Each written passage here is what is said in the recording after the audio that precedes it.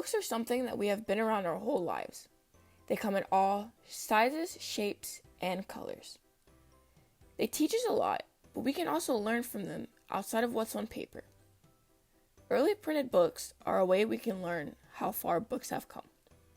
This video will teach you some characteristics that early print scholars used to study the significance of these early printed books.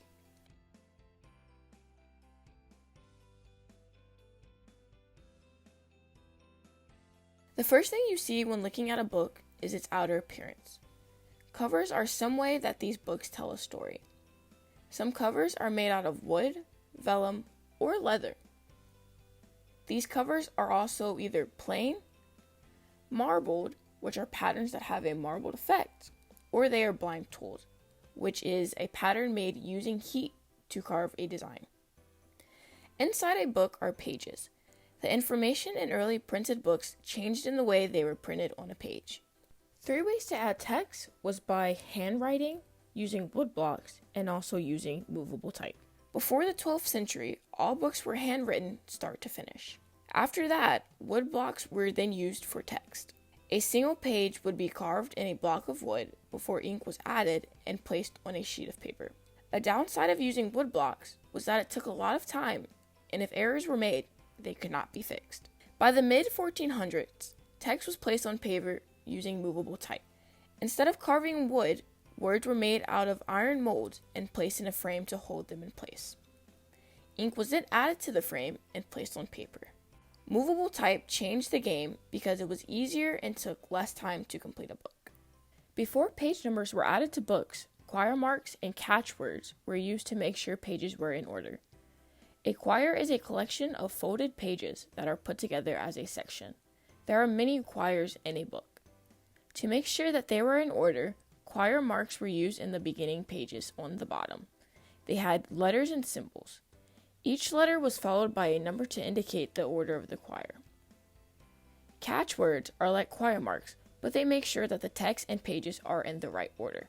At the bottom of the page on the right-hand side would be the first word that appears on the following page.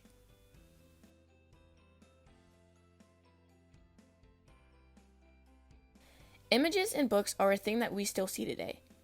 Images were either made from a woodcut or engraved in copper. To tell the difference, the answer is all in the photo. Woodcuts are detailed, but they aren't as sharp as the latter. Copper engraved images are very fine and tend to have lines closer together. Some features prominent in medieval handwritten material transferred into early print. Ligatures and the looks of certain letters date back to handwritten manuscripts. Ligatures are often seen in these prints through letters being combined. An example is A and E. Another feature commonly seen is the elongation of the letter S to make it look similar to an F. One way to point out information in early printed books was seen using a manicula. It is a little hand that points with its index finger. As books became printed, manicula were still present to point out things. The next decoration is the headpiece. A headpiece is an image at the beginning of a section. These images may show what the text is about, but sometimes they have no relation to the text. To conclude a section of a book, a tailpiece is used. Tailpieces have different styles, but can provide scholars information about when a book was made. Decorated initials are larger design letters meant to attract the eye to the beginning of a section. These letters can have various designs. Some basic ones are leaves and vines, but the more elaborate ones have humans or animals, and sometimes they even tell a story.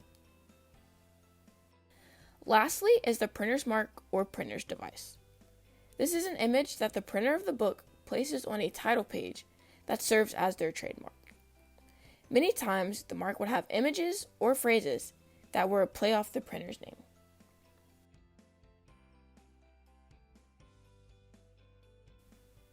Let's see if we can find any information from this title page by looking up the printer's mark, publisher name, and the year it was printed.